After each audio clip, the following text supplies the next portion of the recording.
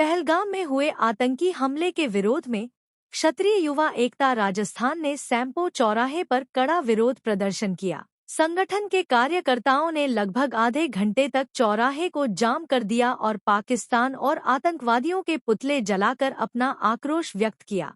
क्षत्रिय युवा एकता राजस्थान के प्रदेश अध्यक्ष कृष्णा परमार ने कहा कि यह विरोध प्रदर्शन तो मात्र एक ट्रेलर है। यदि भारत सरकार ने आतंकवादियों के खिलाफ त्वरित और कठोर कार्रवाई नहीं की तो क्षत्रिय युवा एकता राजस्थान पूरे प्रदेश में हिंदुओं के समर्थन में उग्र आंदोलन छेड़ेगा। जिला अध्यक्ष रामप्रवेश सिंह परमार ने सरकार को चेतावनी देते हुए कहा कि भारतीय ईंट का जवाब पत्थर से देना जानते हैं। करण परमार ने कहा कि सभी हिंदू आतंकवादियों के खिलाफ एकजुट हैं और हमेशा रहेंगे।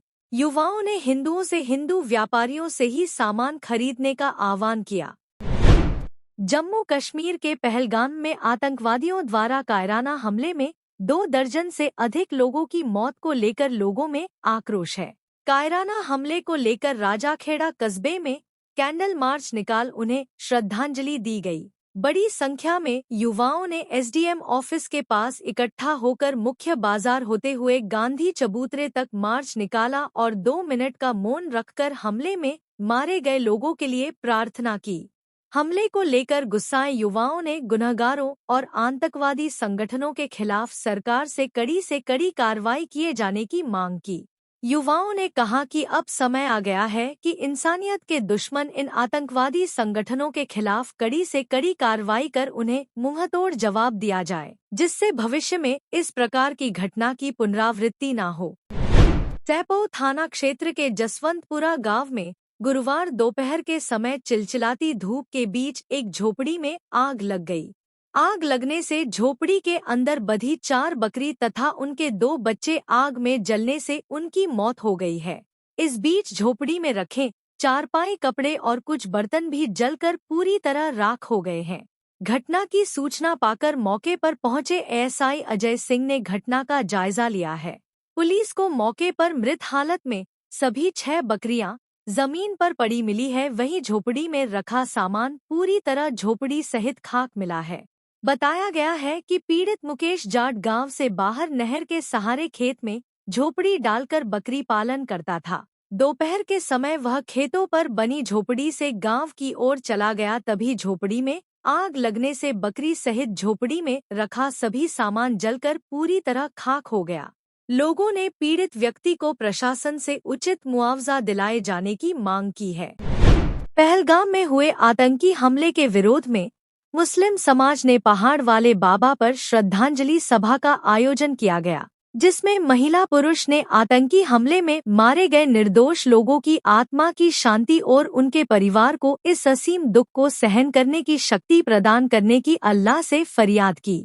उन्होंने सरकार से गुजारिश की कि ऐसे आतंकियों और उनके आकाओं को जल्द से जल्द मौत की सजा दी जाए। उन्होंने मांग की है कि ऐसी कार्रवाई की जाए कि दोबारा कोई करने की हिम्मत न करे। वहीं मुस्लिम समुदाय ने आतंकवाद मुर्दाबाद के नारे लगाते हुए नाराजगी जाहिर करते हुए आतंकवादियों का खात्मा करने और इस सरजमीन पर आतंकवादियों को दफनाने की भी इजाजत नहीं देने की मांग की। मुस्लिम समुदाय ने आतंकी हमले में मारे गए लोगों के लिए दुआ मांगी। पहलगाम में आतंकी हमले में मारे गए निर्दोष लोगों के विरोध में मुस्लिम समाज ने आतंकवाद मुर्दाबाद, हिंदुस्तान जिंदाबाद के नारे लगाए। उन्होंने कहा कि आतंकवादियों को मौत की सजा दी जाए और उन्हें इस पाक जमीन पर दफनाने नहीं दिया जाए।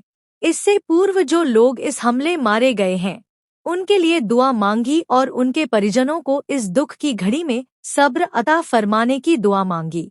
मुस्लिम समुदाय के लोगों का कहना था कि पहलगाम में जो घटना हुई है वो बेहद निंदनीय है। इसका पूरा मुस्लिम समाज घोर निंदा करता है। जो कृत्य किया है वह माफी लायक नहीं है।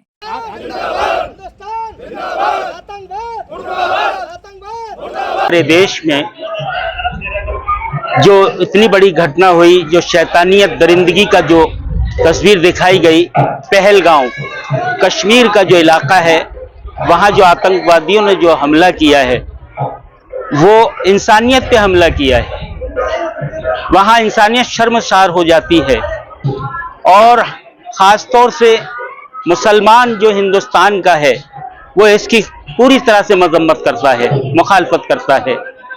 इस्लाम कभी भी इसकी इजाज़त नहीं देता कि इंसानियत का खून बहाया जाए। और हकीकत यह है कि इस्लाम तो ये पैगाम देता है कि सच बात कहना जिसकी भी आदत में आ गया, उस आदमी का नाम इबादत में आ गया। इस्लाम का यही पैगाम है, मोहब्बत, भाईचारा। और ये जिन्होंने किया है, मैं नहीं मानता कि वो मुसलमान हो सकते हैं, वो कुरान वाले हो सकते हैं। वो कुरान को मानने वाले हो ही नहीं सकते, क्योंकि कुरान ऐलान कर रहा है कि इंसानियत सबसे बड़ी चीज है, मोहब्बत सबसे बड़ी चीज है।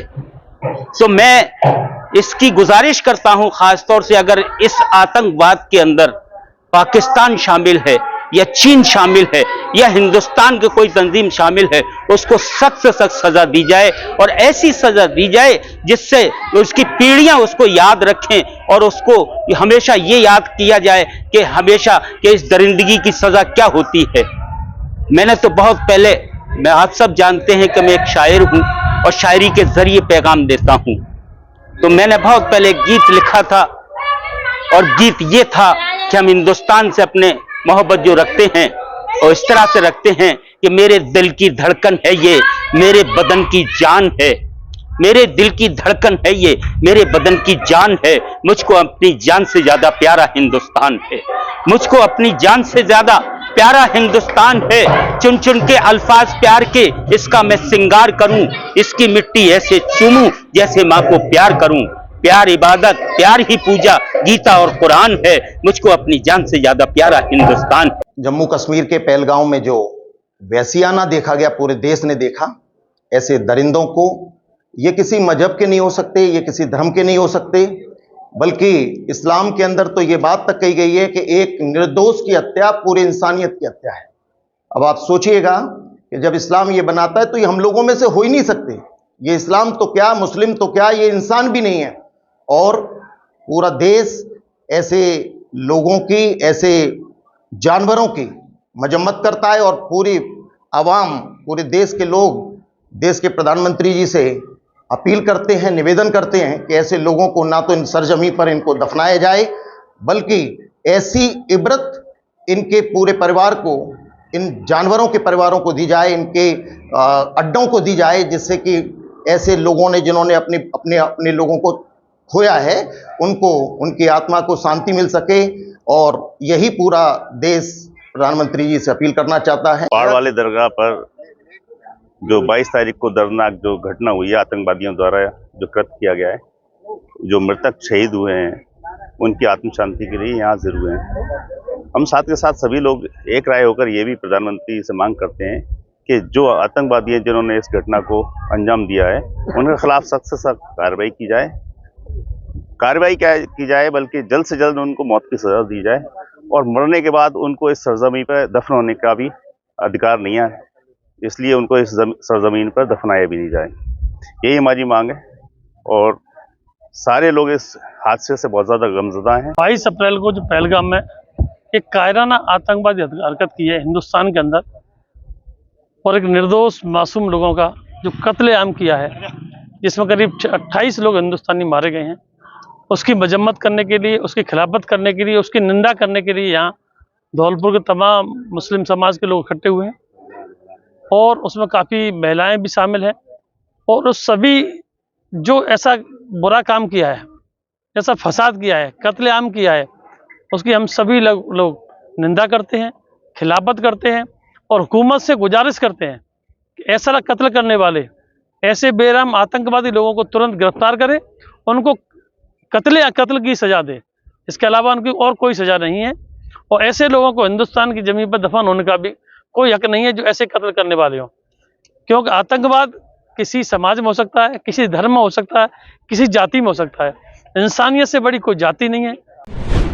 धौलपुर जिले में ग्राम पंचायत परिसीमन समस्या को लेकर जिले के मनिया क्षेत्र के गांव मोरेदा के ग्रामीणों ने जिला कलेक्टर को ज्ञापन सौंपा है, जिसमें उन्होंने बताया है कि कुछ लोगों ने वोट बैंक की राजनीति कर हमारे गांव को कोटपुरा ग्राम पंचायत में जोड़ने का हवाला दिया है, जो कि पूर्ण रूप से गलत है। ग्रामीणों ने अपनी प्राथमिकता जाहिर करते हुए बताया कि या तो हमें ग्राम पंचायत मनिया में जोड़ा जाए, जो हमारे गांव से 2 किलोमीटर दूर है, या फिर अभी हाल में बिचौला को नई ग्राम पंचायत बनाया गया है जो गांव से मात्र 500 मीटर की दूरी पर है, उसमें जोड़ा जाए। लेकिन कोटपुरा ग्राम पंचायत गांव मोरेदा से 8 किलोमीटर दूर है, जिसमें हम बिल्कुल भी जुड़ना नहीं चाहते। इससे लोगों को आने जाने के लिए तो परेशानी होगी, साथ ही कागजी कार्रवाई के लिए भी कई समस्याएं आएंगी। ग्रामीणों ने जिला कलेक्टर से गुहार लगाई है कि हमारी समस्या को ध्यान में रखते हुए समाधान किया जाए। मेरा गांव मोरेदा पड़ता है, कोटपुरा पंचायत में लगता है। कोटपुरा पंचायत में हमारे पूरे ग्रामवासी जो मेरे पीछे खड़े हुए हैं, आप में अपना ज्ञापन लेके, उसमें हम जुड़ना नहीं चाहते क्योंकि बहुत दूर पड़ता है और बिचौला हमसे मात्र 1 किलोमीटर दूर है और मनिया 2 किलोमीटर दूर है। सभी ग्रामवासियों की समस्याएं और फर्जी कार्रवाई को देखते हुए जो इन्होंने पहले ज्ञापन दिया है वो फर्जी है। बिचौला में रहना चाहते हैं। मोरेदा है पंचायत हमारी कोटपुरा लगी है पुरानी, उसमें से कट के हम बिचौला में जुड़ना चाहते हैं। बिचौला 500 मीटर है हमारी पंचायत, कोटपुरा 8 किलोमीटर है। आने जाने में बहुत परेशानी होती है, गरीब लोगों को हर परेशानी होती है। आने जाने में बरसात के टाइम में बहुत परेशानी होती है। बिचौला में जुड़ना चाहते हैं हम। जम्मू कश्मीर के पहलगाम में हाल ही में हुए आतंकी हमले ने पूरे देश को हिलाकर रख दिया है। इस हमले में कई निर्दोष पर्यटक अपनी जान गंवा चुके हैं। इस दुखद घटना की कड़ी निंदा करते हुए धौलपुर अभिभाषक संघ के अधिवक्तागणों ने अपनी आवाज उठाई है। अभिभाषक संघ के अध्यक्ष प्रशांत हुंडावाल ने बताया कि दुखद एवं निंदनीय घटना से वकील समुदाय में भारी रोष व्याप्त है। धौलपुर बार एसोसिएशन के अधिवक्तगणों ने घटना के विरोधस्वरूप काली पट्टी बांधकर न्यायालयों में कार्य किया। हुंडावाल ने कहा कि यह हमला न केवल मानवता के खिलाफ है, बल्कि यह हमारे देश की शांति और एकता पर भी हमला है। ऐसे कायराना कृत्यों से हम डरने वाले नहीं हैं। हमें एकजुट होकर इन आतंकवादियों के खिलाफ खड़ा होना होगा। संघ के सभी अधिवक्तागणों ने मारे गए पर्यटकों को बार रूम में 2 मिनट का मौन रखकर श्रद्धांजलि अर्पित की और उनके परिवारों के प्रति गहरी संवेदनाएं व्यक्त की। उन्होंने कहा कि यह समय है कि हम सभी मिलकर आतंकवाद के खिलाफ एकजुट हों और ऐसे बर्बर कृत्यों का मुकाबला करें। इस दौरान सभी वकील मौजूद रहे। धौलपुर में ली मार्शल आर्ट क्लब के तत्वाधान में आयोजित ग्रिपलिंग चैंपियनशिप गोल्ड कप का आयोजन धौलपुर शहर के एवीएम कॉन्वेंट स्कूल में किया गया, जिसमें स्कूल के संस्थापक वीरेंद्र त्यागी और अमन भार्गव मुख्य अतिथियों के रूप में उपस्थित रहे, जिन्होंने चयनित खिलाड़ियों को ट्रॉफी और मेडल देकर सम्मानित किया। साथ ही राज्य स्तरीय चैंपियनशिप में चयनित होने के लिए बधाई दी। मार्शल आर्ट क्लब धौलपुर के जिला सचिव ऋषि कुमार मौर्य ने बताया कि 20 खिलाड़ियों का चयन राज्य स्तर प्रतियोगिता के लिए हुआ है। लताशा बघेल, प्रियांशी कुमारी, प्रियांशी गुर्जर, देवना, वेदिका, काव्य, दीक्षा, आयुषी, गौरी गोयल, अनिका गुर्जर, आयुष श्रीवास्तव, मानस सक्सेना, जितेंद्र मौर्य, पीयूष मौर्य, कार्तिक मौर्य, दिव्यांश शर्मा, मधुर गुर्जर, शौर्य त्यागी, तनिष मौर्य, गौरव शामिल हैं। धौलपुर में सड़क सुरक्षा समिति एवं विशेष टास्क फोर्स की बैठक गुरुवार को जिला कलेक्टर श्रीनिधि बीटी की अध्यक्षता में संपन्न हुई। बैठक में सड़क सुरक्षा को लेकर ठोस निर्णय लिए गए तथा विभिन्न विभागों को समन्वित प्रयासों के लिए आवश्यक निर्देश दिए गए। बैठक के दौरान जिला कलेक्टर ने एम्बुलेंस सेवा की तत्परता की जांच के लिए मॉक ड्रिल की। 108 हेल्पलाइन पर कॉल कर यह सूचना दी गई कि कलेक्ट्रेट के सामने सड़क दुर्घटना में एक व्यक्ति गंभीर घायल हुआ है। कॉल के महज 6 मिनट के भीतर सदर थाना क्षेत्र की एम्बुलेंस मौके पर पहुंच गई। जिला कलेक्टर ने एम्बुलेंस चालक को आमंत्रित कर उसकी कार्यकुशलता की प्रशंसा की। बैठक में आईरैड पोर्टल पर दर्ज सड़क दुर्घटनाओं के आंकड़ों की गहन समीक्षा की गई। आंकड़ों से सामने आया कि बीते 3 महीनों में सर्वाधिक हादसे शाम 6 से 9 बजे के बीच हुए हैं। इस पर जिला कलेक्टर ने निर्देश दिए कि हर ऐसी दुर्घटना जिसमें जनहानि हुई हो, उसके कारणों की समुचित जांच की जाए और सभी संबंधित एजेंसियां मिलकर मौका स्थल का संयुक्त निरीक्षण करें। NH 44 पर मचकुंड चौराहे पर वाहन गति को नियंत्रित करने के लिए रंबल स्ट्रिप्स लगाने, ब्लैक स्पॉट्स पर चेतावनी साइनेज लगाने, डिवाइडर्स की मरम्मत और नालों की सफाई के लिए संबंधित विभागों को निर्देशित किया गया। बैठक में पुलिस अधीक्षक सुमित मेहड़ा ने निर्देश दिए कि आई-रैड पर ठीक प्रकार डेटा दर्ज करें ताकि दुर्घटना के पैटर्न एवं कारणों का समुचित विश्लेषण हो सके। प्रदेश के जनजाति क्षेत्रीय विकास एवं गृह रक्षा विभाग मंत्री बाबूलाल खराड़ी शुक्रवार को धौलपुर जिले के दौरे पर रहेंगे। अतिरिक्त जिला कलेक्टर हरिराम मीना ने बताया कि निर्धारित कार्यक्रमानुसार जनजाति क्षेत्रीय विकास एवं गृह रक्षा विभाग मंत्री शुक्रवार को सुबह 11:30 बजे धौलपुर पहुंचेंगे। वे दोपहर 12 बजे अंबेडकर भवन सागरपाड़ा धौलपुर में भारत रत्न डॉक्टर भीमराव अंबेडकर सम्मान अभियान संगोष्ठी कार्यक्रम में शिरकत करेंगे। इसके बाद में शाम 4:30 बजे अग्रवाल धर्मशाला में भारत रत्न डॉक्टर भीमराव अंबेडकर सम्मान अभियान संगोष्ठी कार्यक्रम में सम्मिलित होंगे। अंत में शाम 7:15 बजे जयपुर के लिए प्रस्थान करेंगे। धौलपुर जिला विधिक सेवा प्राधिकरण जिला प्रशासन के संयुक्त तत्वावधान में गुरुवार को धौलपुर जिले के बाड़ी में बाल विवाह प्रतिषेध जन जागरूकता रैली का आयोजन किया गया। रैली को बाड़ी उपखंड अधिकारी भगवत शरण त्यागी ने हरी झंडी दिखाकर रवाना किया। बाल अधिकारिता विभाग के सहायक निदेशक मनीराम शर्मा ने बताया कि रैली का बाड़ी उपखंड कार्यालय से किला गेट, सर्राफा बाजार, लुहार बाजार, सीताराम बाजार, हॉस्पिटल रोड एवं बालिका विद्यालय से होते हुए पंचायत समिति बाड़ी कार्यालय तक आयोजन किया गया। रैली में बाल विवाह की रोकथाम से संबंधित स्लोगन के माध्यम से आमजन को बाल विवाह नहीं किए जाने के लिए जागरूक किया। धौलपुर में ग्राम विकास अधिकारी संवर्ग की विगत 5 वर्षों से लंबित पदोन्नतियां करवाने एवं लगभग 500 ग्राम विकास अधिकारियों के बंद लिफाफे एवं डीफर प्रकरणों को निस्तारण कराए जाने के लिए मुख्य सचिव के नाम जिला परिषद के मुख्य कार्यकारी अधिकारी के माध्यम से ज्ञापन सौंपा है, जिसमें प्रदेश मंत्री कृष्ण कुमार तोमर ने बताया कि ग्राम विकास अधिकारी संवर्ग के प्रथम पदोन्नति पद सहायक विकास अधिकारी पद पर होने वाली पदोन्नतियां विगत 5 वर्षों से लंबित हैं। इसके अतिरिक्त लगभग 500 ग्राम विकास अधिकारियों के डफर एवं बंद लिफाफा प्रकरण भी लंबित है, जिसके कारण विवश होकर राजस्थान ग्राम विकास अधिकारी संघ को पदोन्नति नहीं तो काम नहीं असहयोग आंदोलन प्रारंभ करना पड़ रहा है। जिला अध्यक्ष श्रीभान सिंह गुर्जर ने बताया कि संगठन को विवश होकर आंदोलन तेज करना पड़ेगा, जिसकी समस्त जिम्मेदारी शासन एवं सरकार की होगी।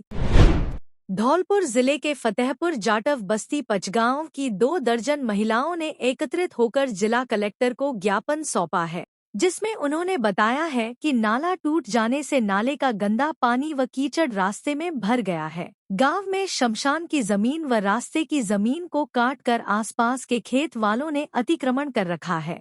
पहले जो रास्ता करीब 55 फुट का था, अब सिमटकर 10 से 12 फुट रह गया है। उन्होंने बताया कि ऐसी स्थिति में गांव में अगर किसी की मृत्यु हो जाए तो दाह संस्कार करने के लिए कोई उचित जगह उपलब्ध नहीं है।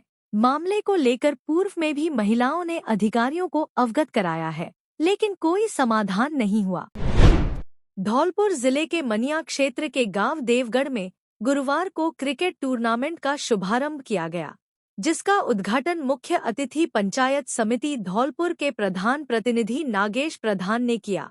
वहीं विशिष्ट अतिथि के रूप में भूप सिंह सरपंच बोथपुरा, प्रताप सरपंच हिनोता, राजकुमार सरपंच, वीरेंद्र त्यागी एवं कमेटी सदस्य जोर सिंह कुशवाहा, सरपंच संतोष कुशवाहा, रामदास, लाखन सिंह, राम नरेश उपस्थित रहे।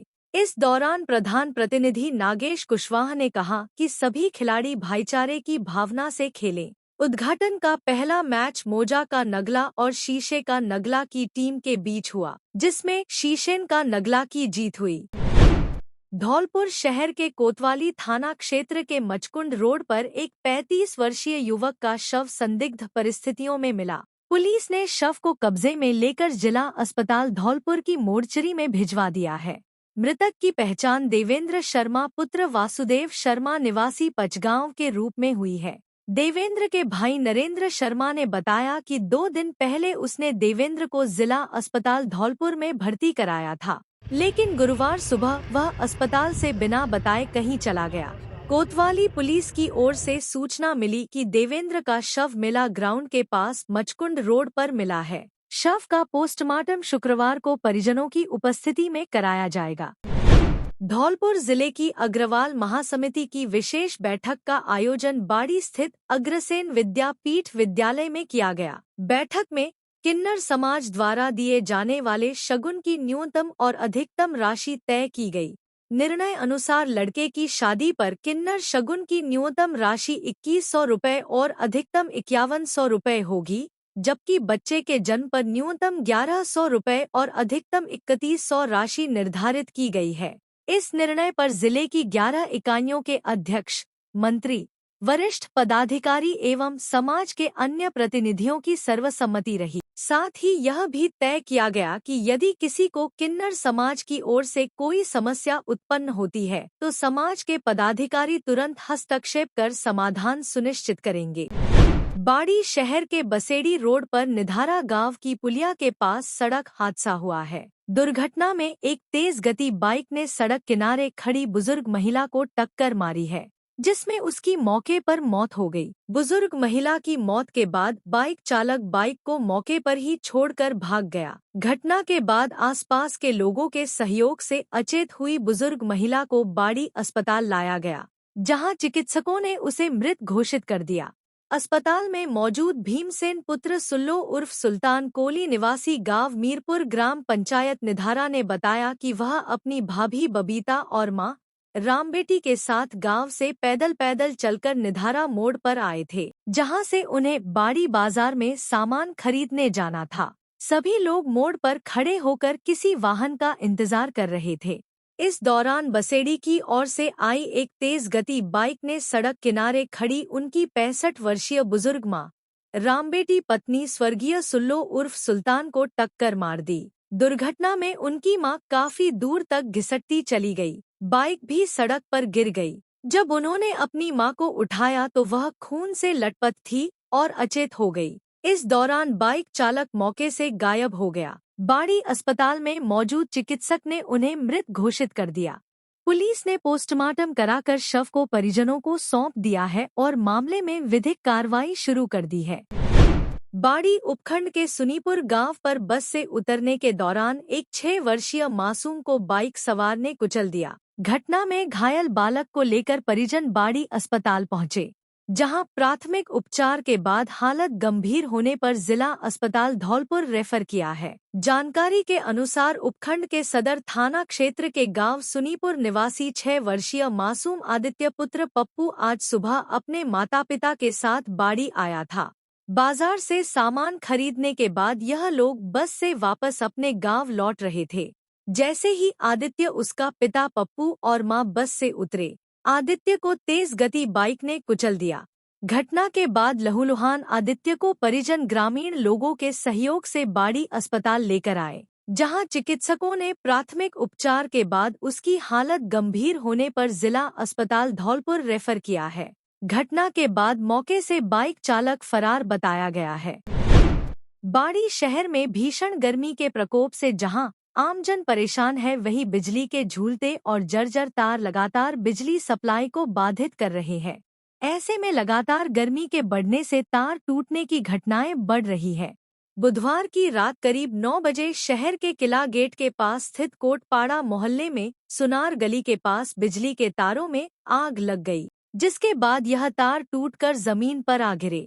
गनीमत रही कि कोई हादसा नहीं हुआ। लोगों ने बताया कि आए दिन मोहल्ले में बिजली के तारों में आग लग रही है। तार टूटकर नीचे आ गिरते हैं। झूलते बिजली के तार जर्जर हैं, जिन्हें जुगाड़ू पद्धति से जोड़ दिया जाता है। इसी के चलते दुर्घटना हो रही है। गनीमत यह है कि अभी तक कोई जनहानि नहीं हुई है। इसको लेकर कई बार डिस्कॉम कार्यालय में लिखित में शिकायत की जा चुकी है। अधिकारियों को अवगत कराया जा चुका है, लेकिन कोई सुनवाई नहीं हो रही। जम्मू कश्मीर के अनंतनाग जिले के हिल स्टेशन पहलगाम में हुए आतंकी हमले ने देश को झकझोर कर रख दिया है। इस जघन्य हमले में निर्दोष लोगों की जान चली गई। आतंकियों ने पर्यटकों को निशाना बनाते हुए हमला किया और उनसे नाम और धर्म पूछा। इस घटना ने पूरे देश में आक्रोश पैदा कर दिया है।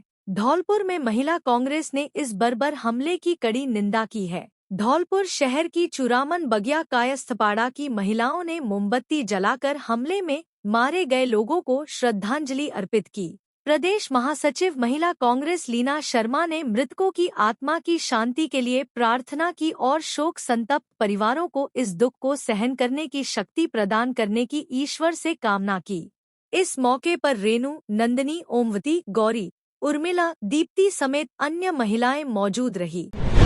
धौलपुर जिले में 30 अप्रैल तक आरसी में मोबाइल नंबर अपडेट कराने के लिए परिवहन विभाग विशेष अभियान चलाएगा। परिवहन विभाग वाहनों के रिकॉर्ड में मोबाइल नंबर अपडेट करने के लिए 30 अप्रैल तक विशेष अभियान चलाएगा।